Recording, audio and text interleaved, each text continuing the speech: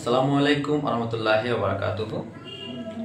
Faujdarhat public school and কলেজের পক্ষ থেকে আমি মোহাম্মদ ফয়সাল। আজকে অনেকদিন পর, বলতে গেলে অনেকদিন পর হচ্ছে অষ্টম শ্রেণীর গণিত নিয়ে একটু আলোচনা করব। সেটা হচ্ছে পরিমাপ অধ্যায় অনুশীলন 3 এবং ঢাকা বোর্ডের গণং একটা অঙ্ক আসছে। তো এই অঙ্কটা যে শুধু ঢাকা বোর্ডের গণনের জন্য খুব ইম্পর্টেন্ট বিষয়টা এমন না। আমি আজকে যে কথাগুলো আলোচনা করব ঠিক এই ধরনের অঙ্ক যদি পরীক্ষাতে আসে তোমরা যেভাবে সমাধান করবে ঠিক ওই বিষয় নিয়ে আলোচনা করবো, ঠিক আছে কিনা? তো প্রশ্নটা হচ্ছে, আমি সম্পূর্ণ প্রশ্নটা পড়তেছি না যেহেতু আমি শুধু গণনটা আলোচনা করবো আজকে।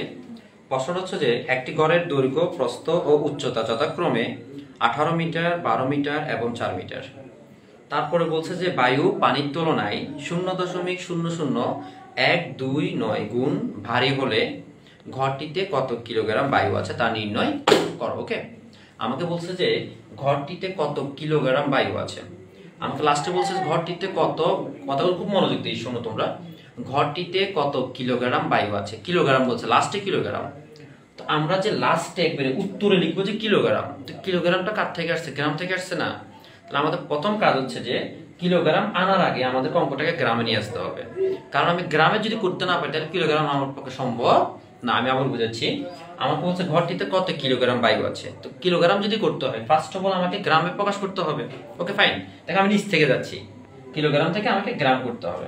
তো এখন আমাদের বই দেওয়া ছিল যে মিটার মিটার মিটার, তো 3টা মিটার না, তো 3টা মিটার আমি 3বার না লিখি, শুধু একবার যদি আমি শুধু মিটার লিখি, আমি যদি একবার লিখি মিটার লিখে আর উপরে যদি 3 দেই তাহলে এটা আমাদের বীজগণিতের ভাষায় কি ঘনকের কাজ হচ্ছে না, সেজন্য এটা হবে কি ঘন মিটার। 3টা মিটার না, ঘন মিটার।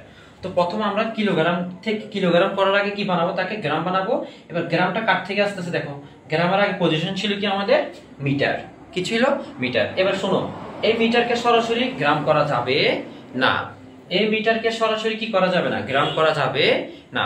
সেজন্য আমরা এই মিটারকে কি বানাবো, সেন্টিমিটার বানাবো। কি বানাবো?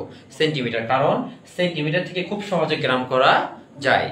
সেন্টিমিটার, মিটার থেকে আমরা কি বানাবো, সেন্টিমিটার। তারপর সেন্টিমিটারকে খুব সহজে আমরা কি বানাতে পারবো, গ্রাম বানাতে পারবো। তাহলে আমরা কি শিখলাম, যদি আমাদের উত্তরটা কিলোগ্রাম করতে হয় প্রথম কাজ হচ্ছে এটাকে গ্রামে রূপান্তর করা, আর গ্রামে রূপান্তর যদি করতে হয় তারপর এটা দ্বিতীয় কাজ হচ্ছে আমাদের কি ঘন সেন্টিমিটার নিয়ে আসা। এবং ঘন সেন্টিমিটার যদি নিয়ে আসতে হয়, এবার আমাদের প্রশ্ন যেত, প্রশ্ন আমাদের কি ছিল, মিটারে ছিল, তাই না? এবার আমি উপর থেকে আসি। প্রথম কাজ হচ্ছে আমরা মিটারকে কি বানাবো, সেন্টিমিটার বানাবো, তারপর সেন্টিমিটারকে গ্রাম বানাবো, তারপর গ্রামকে আমরা কি বানাবো, কিলোগ্রাম বানাবো। এতটুকু হচ্ছে মূল আমার থিম।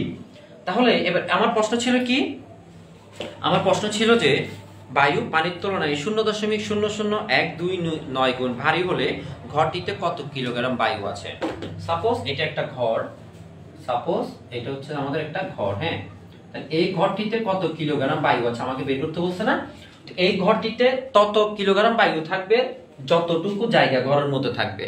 আমার এই যে আমার একটা রুম, এই রুমের মধ্যে ঠিক কত কিলোগ্রাম বায়ু আছে সেটা যদি বের করতে হয় প্রথম আমাকে জানতে হবে যে এই রুমের জায়গা কতটুকু, তাই না? তো জায়গা যদি নির্ণয় করতে হয় এই রুমের আমার 3টা জিনিস জানতে হবে, একটা হচ্ছে যে দৈর্ঘ্য, একটা হচ্ছে প্রস্থ, আর একটা হচ্ছে উচ্চতা। এই 3টা জিনিসের মধ্যে মেজারমেন্ট করলে, পরিমাপ করলে আমার ঘরে মোট কতটুকু জায়গা সেটা আমরা বের করতে পারবো। আর ঘরে জায়গা কতটুকু সেটা জানতে পারলে আমরা বায়ু কতটুকু সেটাও বের করতে পারবো। তো আমার প্রশ্ন দেওয়া ছিল যে আমি লিখছি উদ্দীপক হতে পাই দৈর্ঘ্য সমান হচ্ছে 18 মিটার, প্রস্থ সমান হচ্ছে 12 মিটার এবং উচ্চতা সমান হচ্ছে কত মিটার, 4 মিটার। ওকে, তাহলে দেখো আমাকে আমি কি বলছিলাম যে এই ঘরে কতটুকু বায়ু সেটা যদি বের করতে হয় আমাকে অবশ্যই জানতে হবে কি এই ঘরের আয়তন কতটুকু, তাই না? আয়তন বলতে এই ঘরের মোট জায়গা কতটুকু। তাই আমি লিখলাম যে দৈর্ঘ্য গুণ প্রস্থ গুণ উচ্চতা। এগুলো কেন লিখছি জানো? ওই যে আমি বললাম কিছুক্ষণ আগে আমার ঘরের জায়গা কতটুকু সেটা বের করতে হবে, আর জায়গা মানে ঘরের আয়তন। তো আয়তন বের করতে আমাদের একটা সূত্র জানতে হয়, সেটা হচ্ছে কি দৈর্ঘ্য গুণ প্রস্থ গুণ উচ্চতা। তো আয়তনের সূত্র যদি হয় আমি লিখছি যে আমরা জানি ঘরের আয়তন সমান হচ্ছে যে দৈর্ঘ্য গুণ প্রস্থ গুণ উচ্চতা। তো ঘরের আয়তন নির্ণয় করার সময় যদি দৈর্ঘ্য গুণ প্রস্থ গুণ উচ্চতা সূত্র দিতে হয় তাহলে এগুলো মান লিখতে হবে না, সেজন্য আমি মানগুলো লিখে রাখছি। দেখো দৈর্ঘ্য সমান 18 মিটার, প্রস্থ সমান 12 মিটার, উচ্চতা সমান হচ্ছে 4 মিটার। এখন আমরা ঠিক এই মানগুলো যেখানে দৈর্ঘ্য, যেখানে প্রস্থ, যেখানে উচ্চতা সেখানে আমরা ব্যবহার করবো। তাহলে দেখো দৈর্ঘ্য সমান হচ্ছে 18 মিটার, প্রস্থ সমান হচ্ছে 12 মিটার এবং উচ্চতা সমান হচ্ছে কত, 4 মিটার। দৈর্ঘ্য মিটার ছিল, প্রস্থ মিটার ছিল, উচ্চতা কিসে ছিল, মিটার ছিল। তাহলে যেহেতু 3টা মিটার ছিল তাহলে মিটার মিটার গুণ করলে আমাদের কি হয়, গুণের সময় পাওয়ার যোগ করতে হয় না? তাহলে দৈর্ঘ্য পাওয়ার 1, মিটার পাওয়ার 1, উচ্চতা পাওয়ার 1, তিনটা এককে যোগ করলে কত হয়? 3 হয়। তাহলে সেজন্য এটাকে বলা হবে কি? ঘনমিটার। তাহলে আমরা 18, 12 আর 4 গুণ করে কত পাইছি? 864 ঘনমিটার। ঘনমিটার যেহেতু 3 হলে ঘনকের সূত্র হয়, তাহলে 864 ঘনমিটার। ওকে, তাহলে আমার প্রথম কাজ, আমাদের উত্তর হচ্ছে কিলোগ্রাম। কিলোগ্রাম আগে কি বানাইতে হবে? গ্রাম বানাইতে হবে। এবার আমরা যদি অঙ্কটাকে গ্রাম করতে হয়, সরাসরি ঘনমিটার থেকে গ্রাম করা যাবে না। সরাসরি ঘনমিটার থেকে গ্রাম করা যাবে না, সেজন্য ঘনমিটার আর গ্রামের মাঝখানে একটা পদ হচ্ছে কি? ঘন সেন্টিমিটার। তাহলে এখন আমাকে এই ঘনমিটারকে কি বানাইতে হবে? ঘন সেন্টিমিটার বানাইতে হবে। আমি আবার বুঝাচ্ছি, ঘরের ভিতরে বায়ু কতটুকু সেটা জানতে হলে প্রথম কাজ হচ্ছে আমাদেরকে ঘরের আয়তন বের করা। আর আয়তন নির্ণয় সূত্র হচ্ছে দৈর্ঘ্য গুণ প্রস্থ গুণ উচ্চতা। ওকে, তাহলে আমরা আয়তন বের করলাম যে কত ঘনমিটার, আমাদের কত ঘনমিটার? 864 ঘনমিটার।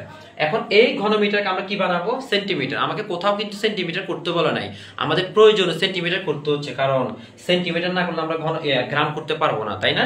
এবার আসো, আমরা এই ঘনমিটারকে সেন্টিমিটার কিভাবে করব খেয়াল করো। আমরা যদি এই মিটারকে যদি সেন্টিমিটার করতে হয়, এটাকে আমরা 100 দিয়ে গুণ করব। এই মিটারকে সেন্টিমিটার করতে হলে 100 দিয়ে গুণ, এই মিটারকে সেন্টিমিটার করতে হলে এটাও 100 দিয়ে গুণ, এই মিটারকে সেন্টিমিটার করতে হলে এটাও 100 দিয়ে গুণ। তাহলে আমার মোট 100 হচ্ছে তিনটা 100 মধ্যে 6টা শূন্য। কয়টা শূন্য? 6টা শূন্য। তা আমরা এভাবে আলাদা আলাদা না করে আমরা সরাসরি এই ঘনমিটারকে আজকে কত দিয়ে গুণ করব? 10 লাখ দিয়ে গুণ করব। কেন 10 লাখ দিয়ে গুণ করব জানো? দেখো, দৈর্ঘ্য 2টা শূন্য ছিল, এটা হচ্ছে দৈর্ঘ্য 2টা শূন্য, তার মানে দৈর্ঘ্যকে আমরা কি করে ফেললাম? সেন্টিমিটার করে ফেললাম। প্রস্থের 2টা শূন্য, এই দেখো প্রস্থের 2টা শূন্য, আর উচ্চতা 2টা শূন্য, এখানে উচ্চতা 2টা শূন্য। তাহলে দৈর্ঘ্য 2টা শূন্য, উচ্চতা 2টা শূন্য, প্রস্থের 2টা শূন্য, মোট শূন্য কয়টা? 6টা। আর 6টা শূন্য দিলে কত হয়? 10 লক্ষ হয়। তাহলে একটা সূত্র শিখলাম আমরা, সেটা হচ্ছে যে আজকে এই ঘনমিটারকে যেহেতু ঘন সেন্টিমিটার করতে হবে, মিটারকে সেন্টিমিটার করতে হলে গুণ করতে হয়। মিটারকে যদি সেন্টিমিটার করতে তাহলে গুণ করতে হয়, সেম ঘনমিটারকে যদি ঘন সেন্টিমিটার করতে হয় তাহলে কি করতে হবে? গুণ করতে হবে। এটা একটা সূত্র। 1 ঘনমিটার সমান হচ্ছে কত? 10 লক্ষ ঘন সেন্টিমিটার। তাহলে দেখো, আমরা আজকে গ্রাম করার জন্য ঘনমিটারকে কি করে ফেললাম? ঘন সেন্টিমিটার করে ফেললাম। কত দিয়ে গুণ করছি? এটাকে 10 লক্ষ দিয়ে। তাহলে গুণ করার পর আমার রেজাল্ট আসবে এটা 86,40,00,000 ঘন সেন্টিমিটার। ওকে, সেন্টিমিটার কেন করছি? ওই যে সেন্টিমিটার না করলে আমরা গ্রাম করতে পারবো না, আর গ্রাম করতে না পারলে কোনোভাবে আমরা কিলোগ্রাম করতে পারবো না। এখন আমরা এই যে ঘনমিটারকে আমরা কি করে ফেলছি? ঘন সেন্টিমিটার করে ফেলছি। এবার দেখো, এটা একটা সূত্র যে যেহেতু দিতে হবে না, আমরা জানি যে 1 ঘন সেন্টিমিটার বায়ুর ওজন 1 গ্রাম। 1 ঘন সেন্টিমিটার বায়ুর ওজন 1 গ্রাম। এখন আমার প্রশ্ন থাকতে পারে যে আমরা এই ঘন সেন্টিমিটারকে কেন গ্রামে নিয়ে আসবো? আমার কি প্রয়োজন? গ্রাম কেন করতে হচ্ছে? অঙ্কটা এখানে শেষ হওয়ার কথা ছিল না। খেয়াল করো, আমাকে এখানে বলছে না বায়ু পানির তুলনায়, বায়ু পানির তুলনায় 0.00129 গুণ ভারী। আমি আবার বুঝেছি, আমার প্রশ্ন ছিল যে বায়ু পানির তুলনায় 0.00129 গুণ ভারী। গুণ করতে বলছে, তাহলে আমরা গুণ করব। এই যে ভারী শব্দটা বলছে না, তো ভারী বলতে কাকে বোঝাচ্ছে? কোন একটা বস্তুর ওজনকে বোঝাচ্ছে। তো ভারী বলতে যদি কোন একটা বস্তুর ওজনকে বোঝাই, তো আমরা জানি ওজনের একক কি? গ্রাম। সিম্পল বিষয়, মিলে যাচ্ছে। আমি আবার বুঝাই, বায়ু পানির তুলনায় এত গুণ ভারী বলছে, তো ভারী বলতে কাকে বোঝাচ্ছে? কোন একটা পদার্থের ওজনকে বোঝাচ্ছে, তাই না? তো যেহেতু ওজনকে বোঝাচ্ছে, এবার আমরা জানি ওজনের একক কি? গ্রাম। ওজনের একক কি? গ্রাম। সেজন্য ঘন সেন্টিমিটারের কাছে কি বানাইতে হবে? গ্রাম বানাইতে হবে। তো আমি লিখলাম 1 ঘন সেন্টিমিটার বায়ুর ওজন হচ্ছে যে 1 গ্রাম। এটা একটা সূত্র। এটা একটা কি সূত্র? 1 ঘন সেন্টিমিটার বায়ুর ওজন 1 গ্রাম। আমরা কেন আজকে ঘন সেন্টিমিটার বায়ুর ওজন 1 গ্রাম লিখছি জানো? আমার কাজ হচ্ছে এই ঘন সেন্টিমিটার কাজকে গ্রামে পরিণত করা। তো সাপোজ একটি আমের দাম যদি না জানি, আমি কখনো 2টা আমের দাম বলতে পারবো না। একটি মুরগির দাম কত টাকা সেটা না জানি, আমি 3টে মুরগির দাম কিভাবে বের করব? সেজন্য 1 ঘন সেন্টিমিটার বায়ুর ওজন কত গ্রাম সেটা যদি না জানি, আমরা 86,40,00,000 ঘন সেন্টিমিটার বায়ুর ওজন সমান কত গ্রাম সেটা আমরা কিভাবে বের করব? তো সেজন্য একটা সূত্র দিলাম যে 1 ঘন সেন্টিমিটার বায়ুর ওজন হচ্ছে কত? 1 গ্রাম। তাহলে 86,40,00,000 ঘন সেন্টিমিটার বায়ুর ওজন হচ্ছে যে যেটা ঘন সেন্টিমিটার ছিল আজকে সেটাই গ্রাম, কারণ 1 দিয়ে গুণ করলে তো রেজাল্ট এটা আসবে।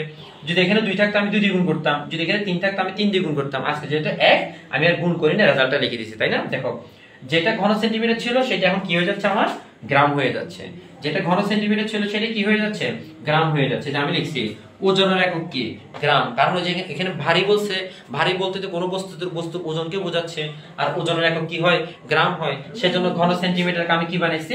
গ্রাম বানাইছি। তাহলে 1 ঘন সেন্টিমিটার বায়ুর ওজন যদি 1 গ্রাম হয়, 86,40,00,000 ঘন সেন্টিমিটার বায়ুর ওজন হচ্ছে যে 86,40,00,000 গ্রাম। এখন আমাকে বলছে না কিলোগ্রাম করার জন্য, এবার দেখো গ্রাম যখন করে ফেলছি তখন আমরা খুব সহজে কি করতে পারবো, কিলোগ্রাম করতে পারবো। এবার এখানে একটু খেয়াল করো, খেয়াল রাখবা, তোমাদেরকে যদি বলা হয় কিলোগ্রাম থেকে গ্রাম করো, যদি কিলোগ্রাম থেকে গ্রাম করতে হয় তাহলে এটা গুণের সম্পর্ক, মানে গুণ হবে। আর যদি গ্রাম থেকে যদি কিলোগ্রাম করতে হয় তাহলে অবশ্যই কি হবে, ভাগ হবে। আমি আবার বুঝাচ্ছি, কিলোগ্রাম থেকে যদি গ্রাম করতে হয় তাহলে গুণ, আর গ্রাম থেকে যদি কিলোগ্রাম করতে হয় তাহলে অবশ্যই কি হবে, ভাগ হবে। তো এটা একটা সূত্র, দেখো আমরা জানি যে 1 কিলোগ্রাম সমান হচ্ছে যে 1000 গ্রাম। এটা একটা সূত্র যে 1 কিলোগ্রাম সমান, আমি এখানে লিখতেছি সাপোজ 1 কিলোগ্রাম সমান হচ্ছে 1 কিলোগ্রাম সমান 1000 গ্রাম। এবার একটু ঠান্ডা মাথায় দেখো, 1 কিলোগ্রাম সমান যদি 1000 গ্রাম হয় তাহলে কিলোগ্রাম থেকে যদি গ্রাম করতে হয় তাহলে গুণ। এখন আমরা কি কিলোগ্রাম থেকে গ্রাম করব নাকি গ্রাম থেকে কিলোগ্রাম করব? দেখো আমরা গ্রাম থেকে কিলোগ্রাম করব, তার মানে উল্টা পথ থেকে আসবো, ডান দিক থেকে আসবো। তাহলে আমরা কি বলবো, দেখো 1000 গ্রাম সমান 1 কিলোগ্রাম, 1000 গ্রাম সমান 1 কিলোগ্রাম। এবার দেখো কিলোগ্রাম থেকে যদি গ্রাম করতে তাহলে গুণ, আর গ্রাম থেকে যদি কিলোগ্রাম করতে তাহলে কি, ভাগ। সেজন্য এখন আমরা গ্রাম থেকে যখন কিলোগ্রাম করবো তখন সূত্রটাকে আমরা উল্টাই বলবো যে 1000 গ্রাম সমান হচ্ছে 1 কিলোগ্রাম। এই যে আমি লিখছি 1000 গ্রাম সমান হচ্ছে যে 1 কিলোগ্রাম। সেজন্য আমাদের উত্তর যেটা আসছে সেটাকে আমরা 1000 দিয়ে ভাগ করছি। খেয়াল করছি, আমি আবার বুঝাচ্ছি, যদি আজকে আমাকে উত্তর মানে কিলোগ্রামকে যদি গ্রাম করতে বলতো তাহলে আমরা 1000 দিয়ে গুণ করতাম, কিলোগ্রামকে যদি আমাদের গ্রাম করতে বলতো তাহলে আমরা 1000 দিয়ে গুণ করতাম। আজকে যেহেতু গ্রামকে কিলোগ্রাম করতে বলতো সেজন্য আমরা 1000 দিয়ে কি করবো, এটাকে ভাগ করবো। তাহলে আমাদের এখানে আচ্ছা আরেকটা বিষয় আমি মিস্টেক করতেছি, সেটা হচ্ছে যে আমরা এটাকে কেন গ্রাম বানাইছি, খেয়াল করছো? এটাকে গ্রাম বানাইছি কারণ আমার প্রশ্নে একটা কথা বলছো না যে বায়ু পানির তুলনায় 0.00129 গুণ ভারী। তাহলে 0.00129 দিয়ে যদি গুণ করতে হয় তাহলে অবশ্যই, সরি আমার একটু মিস্টেক হয়েছিল, বিষয়টা হচ্ছে এরকম। এখানে আমরা আজকে এই যে যেটা গ্রাম ছিল সেটাকে আবার এই পয়েন্টটা দিয়ে কেন গুণ করতেছি, এই যে আমার বইয়ে বলছে যে বায়ু পানির তুলনায় 0.00129 গুণ ভারী। এটা দিয়ে যদি আমাকে ওই যে ঘরের আয়তন যেটা সেটাকে যদি গুণ করতে হয় তাহলে ঘরের আয়তনকে ঘনমিটার থেকে সেন্টিমিটার, ঘন সেন্টিমিটার থেকে তারপর গ্রামে নিয়ে আসছি গুণ করার জন্য। যতক্ষণ আমরা ঘরের আয়তনকে গ্রাম করতে পারবো না ততক্ষণ আমরা 0.00129 দিয়ে গুণ করতে পারবো না।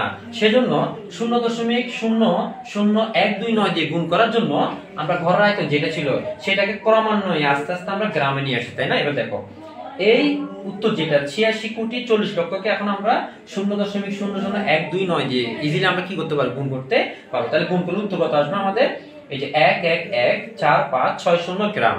এখন আমাকে উত্তর গ্রাম করতে পারে না, উত্তরকে আমাকে উত্তর বলছে কিলোগ্রাম করতে বলছে। আমি কিছুক্ষণ আগে বুঝাইছি যে কিলোগ্রামকে যদি গ্রাম করতে হয় তাহলে গুণ, আর গ্রামকে যদি কিলোগ্রাম করতে হয় তাহলে অবশ্যই ভাগ। আর সূত্র হচ্ছে কি 1 কিলোগ্রাম সমান 1000 গ্রাম। তো আজকে যেহেতু গ্রামকে কিলোগ্রাম করতে বলছে আমরা কি বলবো, 1000 গ্রাম সমান 1 কিলোগ্রাম। গ্রামকে কিলোগ্রাম করতে হলে 1000 দিয়ে ভাগ করতে হবে। তো দেখো আমি যে রেজাল্টটা ছিল তাকে আমরা আজকে 1000 দিয়ে ভাগ করছি।